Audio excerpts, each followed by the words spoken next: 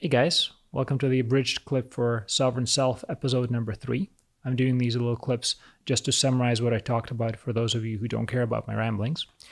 So, in this specific episode, I talked about the difficulty that I specifically, and I assume other people, were having with justifying the existence of their project solo or the purpose of whatever the project is, especially in light of the fact that they're doing it for themselves.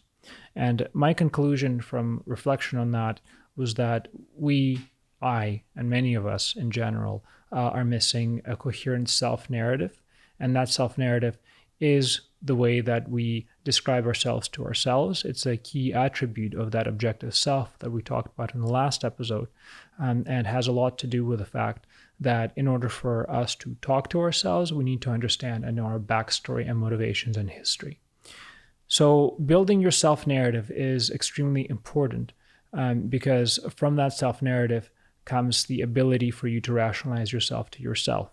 And you can build that self-narrative by writing about it, in which case you have to make sure that you try to make the words as beautiful and as accurate as you can, or making a video about it, which is also a really useful way of self-reflection, and you'll understand how hard it is to tell your own story to yourself. You don't have to go from, your very birth, but you can focus on the last year and the last 3 months just to get into the process. What you'll find is that as you tell your self-narrative, you're going to have gaps, probably have gaps in the things that you're able to tell. And as you're describing the self-narrative, rather than trying to focus on feelings, what you should start really doing is focusing on the facts and the reasons behind them. And as you teach your brain how to do that, it'll become much better at it, and it'll be much easier to identify these gaps. Now, these gaps are extremely important because what they do is they show you where areas of trauma or unresolved memories or unprocessed information are lying. And those specific areas are actually a key source of suffering and a key part of people's fear of being alone. So if you think about it, the worst punishment that you can get is solitary confinement. And the reason why is not because somebody's beating you with sticks, but it's because you are locked away with your own thoughts. And if you are unable to find some peace in your current existence and how you got there, and you start reflecting on this narrative of yours, those parts you haven't resolved are going to torture you forever. So finding them now is a key part in being able to rationalize your ability to be alone and be independent. So the solitude concept is a major concept that I think needs to be explored. Most happiest people, most balanced people are the ones who can be at peace with themselves. And if you think about it, religious meditation and practice and prayer all center around solo meditation and solo prayer and being independent and being on your own and coming to terms with whatever you've done and however you got there, and however you choose to move forward.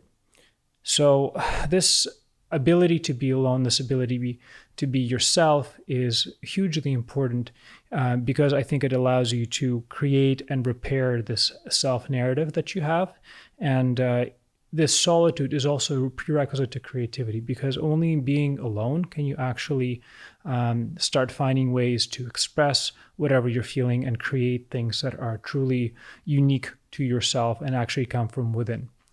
So this idea of solitude is critical for anybody. So for who actually wants to go out and to commit themselves towards things that are noble in the world. So if you want to be self-sacrificial, you must be able to do it from a place of unconditional sacrifice. And the only way that you will be able to give unconditional sacrifice is if you're not dependent on the rewards that your particular endeavor is going to get you. So whether or not you're going to help somebody or do something or undertake something, and that person stays or goes, or your project succeeds or fails, or you're going to get recognition or not get recognition, should be irrelevant to your ability to perform that particular task if you are able to be peaceful in your solitude.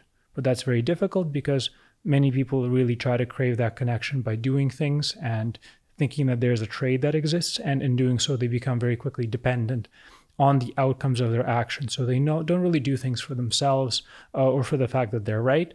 They do it because they want to get the reward that action brings somebody. You try to impress a girl, and then you sacrifice things that are important to you, and that sacrifice is not paid back, you are thrown back into that solitude and that broken narrative that causes you pain and trauma. So the idea of this particular episode is around solitude and the fact that if you can create a narrative and repair those gaps in that narrative and learn how to be peaceful when you're alone, it will enable you to really go out into the world and change it for the better without becoming dependent or hooked on the rewards that it brings. And that's actually why I changed the channel name to being called The Sovereign Self, as opposed to What I Don't Tell My Wife. That is because in order for us to be able to function in the world independently, we have to have self-sovereignty, and that comes from the ability to be internally balanced and to create additional resources and additional energy you can expend towards making the world better. So if you want to think about yourself as a kingdom, that's a good way to do it.